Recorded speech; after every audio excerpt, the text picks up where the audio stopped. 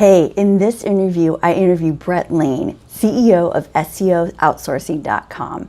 Brett is a wealth of knowledge and an SEO guru, to say the least. He has over 17 years of experience working directly on over 1,000 campaigns.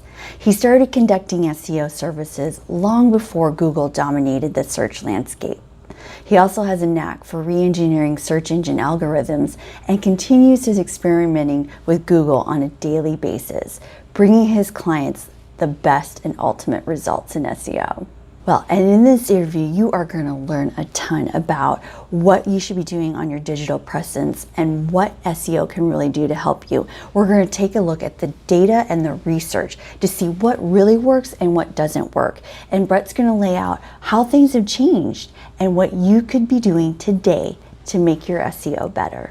All right, let's get to the interview.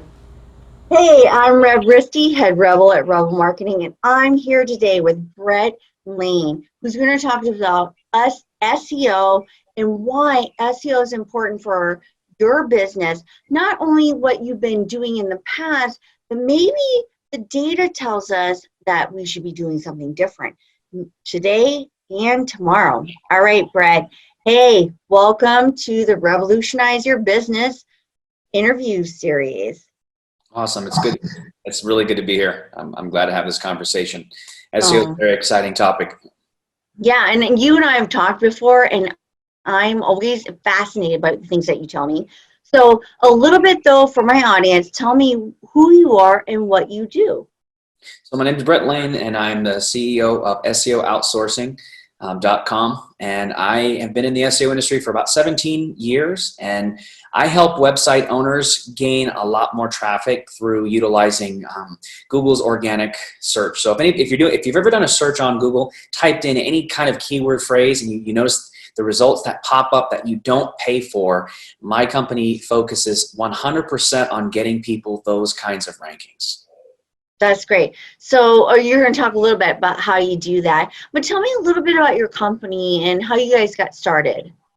So the company is over 12 years old, and we got started a number of years ago. My wife was actually in the banking industry, and she had gotten robbed at gunpoint in Texas. And at that time, my wife was fearful of going to work. So she asked me if she could find a way of generating some revenue. So I said, let's look into this new thing. It's SEO. There's a lot of ways of generating traffic and money. And she kind of laughed at me, or laughed at the idea of making money consulting for SEO. And I said, let's create a business and let's work on it. And then I'll show you what I can do. So we started consulting with small, medium-sized businesses, mom and pop shops, to get them extra traffic. And this was long before Google had as much market share as it had. This is when people were doing a lot of different tests, putting in lots of different keywords in their pages, trying to really spoof search engines. And we focused a lot on generating traffic and working with small and medium-sized businesses because we knew that we could make a really large impact for their company. So we really got our start there. It was when I was living in Texas, and it's basically my experience in our company has grown immensely in the last 12 years, just through trial and error and being able to do a lot of testing on people's websites. Things that we know Google is looking for, and looking for new ways of getting traffic by doing things that a lot of other people aren't doing. When you have a larger number of clients, you can do a lot of testing, and you can make micro changes to people's websites and things that you can do that will really make a much bigger difference at the end of the day. So it's been a 17-year journey. It's been a lot of fun. That's awesome. That's awesome. And I think SEO, it's funny you're bringing up Google, because I remember in the car on the radio, and one of the DJs going, hey, there's this thing called Google where you can find stuff on the internet, and it's just changed our lives, hasn't it? It really has. And as a business owner and a business person, it has become so important. And I think it just drives so much, whether we like it or not. You can't make that decision. So what we're going to talk about today is, I would love to just, if you could, really quickly say, what are we going to talk about today? What are the things, I know we've talked about kind of history, the data now, the things that we've been doing that we thought were working are, necessarily not working for today or tomorrow. Like, what do we have to be doing as a business, small and medium-sized businesses? What are we supposed to be doing right now for SEO? So a big piece of SEO has been the on-site piece, which is things that you can do to your website to make it communicate better with Google and have more of an efficiency in your relationship with Google. So looking at the things that you can do for your website, a lot of times people used to think that by putting in keywords into your title tags and your meta descriptions that was going to be like the end all, and then looking at your marketing copy. And what we've seen is there's a lot of different things that you can do now, and it's really cool because our company likes to utilize data that is just up to the market. So there was a gentleman named Brian Dean from a company called Backlinko who did a study who analyzed over 11 million search results. And what their aim was is to figure out, were there any correlational factors for websites that ranked and ones that didn't? And when they looked at the data, there was a few things that surprised some people and some things that was kind of more of an affirmation of things that we've done in the past. So I mentioned title tags. In their study, they found that having the keywords in the title tags was not necessarily indicative of having a higher keyword rankings, but what they noticed is a lot of the people who were ranking really well were already doing that. So I think it's one of those factors that everybody's been doing it, and it's no surprise that the people who are ranking in a top 10 position were doing it as well. It's just, it really wasn't a major factor. One of the things that they also looked at. So, Brett, if I can just stop you, I think that a lot of our listeners and small businesses, I agree with you, title tags, mega tags, but I don't still think that a lot of businesses don't even know how to do that. Mm-hmm. To your point, if you're not even doing that, you are not even ranking. So that's like kind of like yesterday, do that, but you now have to do what next? Mm-hmm. Well, one step back, if they're doing title tags and description tags, I always tell people, always look at it from the fact of trying to make the information very user-friendly to Google. So if you're going to write them and you can fit the keywords in and make it descriptive, then I would say do that. So you're absolutely right. At the basic, make sure you're optimizing title tags and description tags, but do it more from a user experience. That's the biggest factor that Google looks at, is user experience and how are you communicating your information on your website with Google. So that's first and foremost. The other thing really is offsite SEO.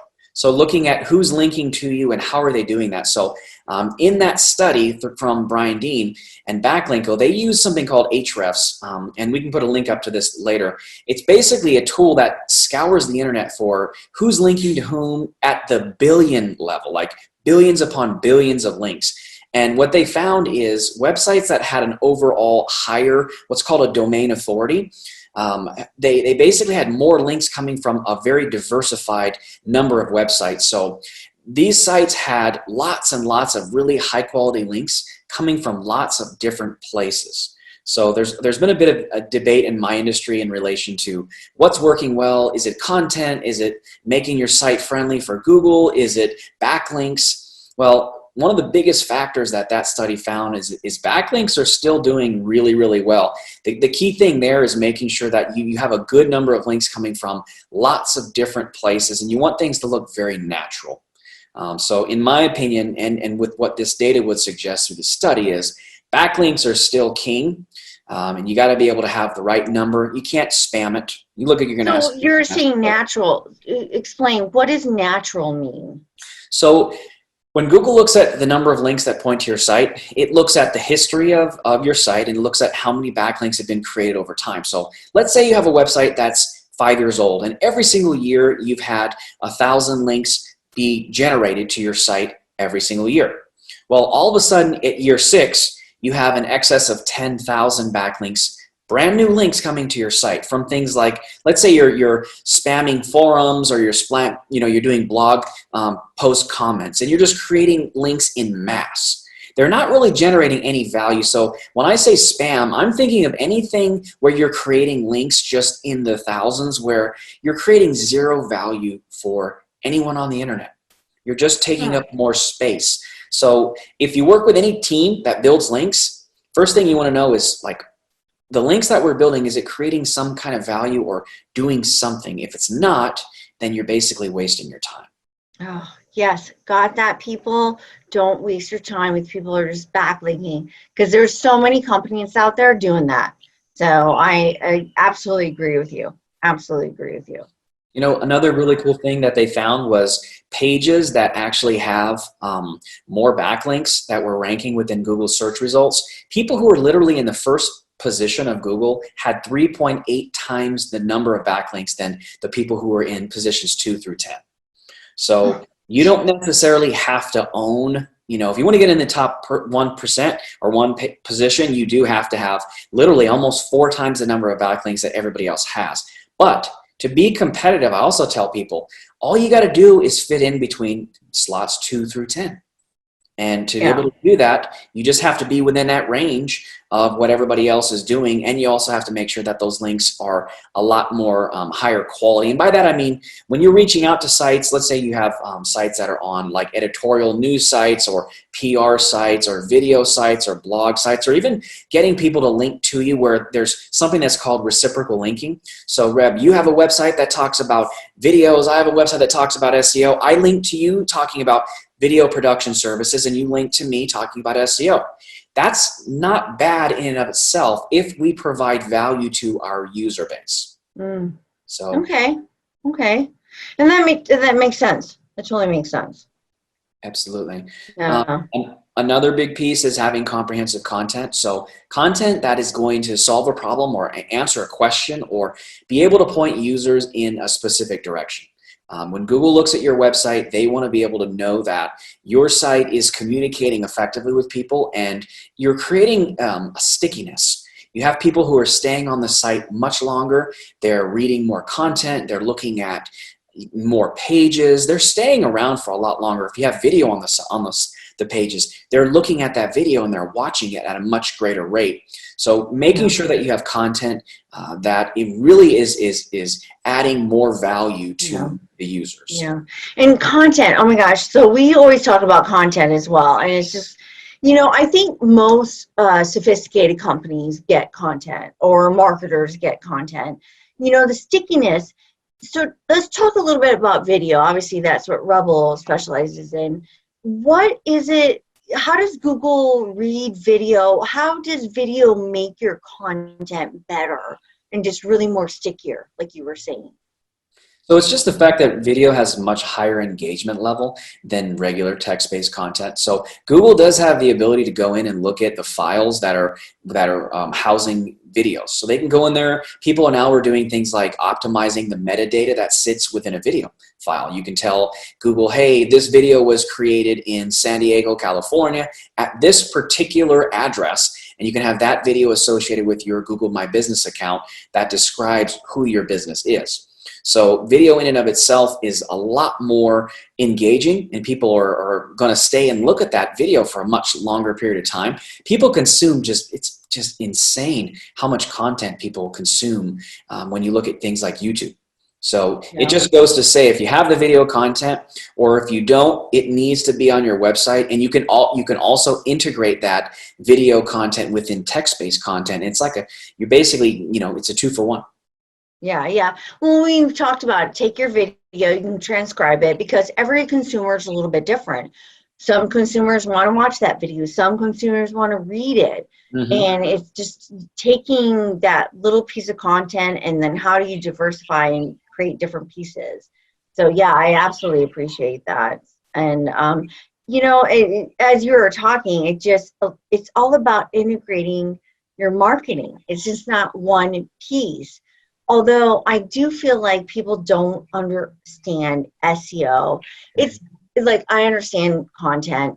I understand what I have to do with content. So tell us a little bit about the research that you've been seeing, and what is the research telling us that we should be doing on SEO? So big piece of that, you mentioned content. A huge piece of that is in relation to content. So right now in that study, they found out that the average pages that ranked in a top 10 position had around an average 1,447 words. So this is text, tons of content. I always tell people, depending on your industry, it really depends on what the barometer is been set for content. So I look at that and I'm like, oh, that could be a lot, but there's ways that you can take content and you can hide it. You can not hide it from Google, but you can crunch it and you can use accordion style click on functionality to make it to where it's still user friendly. But you really got to look at what your competitors are doing, and then you have to one up them. So if on average 1447 is that word count, and you notice that your competitor is sitting in like 1600 or 1700, well, if you want to one up them, you got to come up with a way of creating new content that outdoes their content. So that's a huge factor. It's always been a pretty big factor in SEO, and I think now it's an even greater factor. Yeah. So when you say 1400, I remember when it was 500 and then became 900 and now it's 1400. I just it kind of blows my mind. But at the same time, I agree with you. You have to look at your competition. You have to look at industry. It's not a simple formula. And you have to say, okay, what is my competition doing? What's my industry doing? And then I do a little bit better. And it's not easy. And you and I have had several conversations along with my marketing director about what should go on the homepage, what should be on our sub pages. And the reality is you need that content. So content is king, but Brett, what do you call it? Is it content? It's emperor. Emperor. Yeah, content has become emperor. Just like we lived in a digital world, I now say it's the virtual universe, and we have to live in this, and we have to figure it out. Yep. And one thing to point out too is content that I just mentioned something in relation to text-based content, but one thing that puts companies in a much better position across their competitors is looking at content in different formats. So if you have text-based content, find a way to take that text-based, convert it to video. Take that video, convert it to audio. Now you can do text-based submissions, video submissions, podcast submissions. Take that content and create an infographic, which takes a lot of information and puts it into a visual depiction of content. So you really want to take content and create as many forms of it as possible, because as I mentioned earlier, doing that is going to give you the greatest chance of having people really become very sticky on your website and stay around for a much longer period of time. Yeah. Yeah, and I agree. It's all about integration. There's so many different levels, and you need to be pushing the levers here and there and testing different things out. But I'm so happy to talk to you, Brett. You have opened my eyes to SEO and the things that we need to be doing, not only for us, but our clients. If you could leave my audience with one thing that they should do or seek out, what would it be? So one thing, actually, I'll break it down and tell you three small things, three micro things, because that's what SEO is made up of. A lot of people think it's this black box and it's something that you put something in and you never know what comes out. I always say three things. If your site it's like a three-pillared stool. If your site is technically sound and you're looking at, making it very fast, making it user-friendly, communicating really well with Google, you've got a third of the equation solved. The other piece was content. If you're writing content that is user-friendly, that solves a problem, that helps Google's users, boom, that's the second. You're at the 2/3 mark. Now the last piece is making sure that you're getting links built to your site. Make sure that you're building them over time and making sure that you have a good diversified portfolio, if you would. Just like with your finances, you're not going to go and put all of your eggs in one basket. You want to have tons and tons and tons of baskets with your site. So it's really those three things. It's the site itself being friendly and communicating with Google, having great content, having that content communicate to users, not to search engines, and then lastly, making sure that people build out a good number of backlinks to your website. If you're doing those three things and you're using tools, you're going to be in a really good shot for ranking. Otherwise, I've seen people who've done 2 out of 3 and they wonder why their rankings are not. I did all this on-site, Brett, and the content was really good, but I don't have too many backlinks. I think to answer your question, I think one really good point from this study that I found out was there are millions and millions of pages on the internet that have 0 backlinks pointing to them. So it's a bit of a conundrum. We know you've got to have good content, have backlinks to rank, but there's millions of pages that have it. So I guess that key would be watch how you flow, what's called link equity. And but by that I mean it's a very technical term for watching the flow of how links go on your site. So let's say you have a page that talks about video production services. And on your home page, you have a link, text link that says video production services, and it goes directly to a sub-level page on your site. You're passing link juice or link equity from your home page to a sub-level page of your site. That sub-level page may not have a single backlink coming from the World Wide Web. But the fact that you have an internal link going from your home page down to this other page says that you are giving it authority. Now, the only way for that statement a minute ago to actually work for websites, millions of pages ranking without having any external links, is they have to get their link juice or that link equity somewhere. They're getting it from their own website. So you can control how links flow and the power. So you don't want to link out every single page on your site from your home page because you're passing too much flow or link equity. Yeah. So as long as you keep that in mind, you can still get pages to rank really, really well without having any backlinks to them. Okay. Did everybody hear that? Did you guys hear that? Like that's kind of mind blowing because we always think we have the incoming link. So did you hear that, people? Did you hear that? And I think that's an amazing tip. Thank you so much, Brett. That's, as marketers and business owners, that's all we want to know is like, what should we really, really be doing? What really, really works? And, I love this. I've learned so much, especially about just like the research and what's happening now and, the things that we worked even 6 months ago, it's so changed. So thank you so much, Brad. This has been really great. I appreciate, as a marketer and a business owner, what you told us, and I'm going to make some changes. That's awesome. Sounds great. Great. So last but not least, if somebody does have a question, how can they reach you? What's the best way to reach you and learn more about what you do? Mm-hmm. All I got to do is go to SEOoutsourcing.com, and there will be a good amount of information about our company, who we are, what we do, and you can find any amount of information about us there. Awesome. Thank you so much, Brett. It's been a pleasure to have this conversation, and as always, I enjoy having our other conversations with you. All right, so if you want to revolutionize your marketing, then you can reach Rebel at rebelmarketing.com or 858-848-7325. All right, enjoy the rest of your day and start doing your SEO better.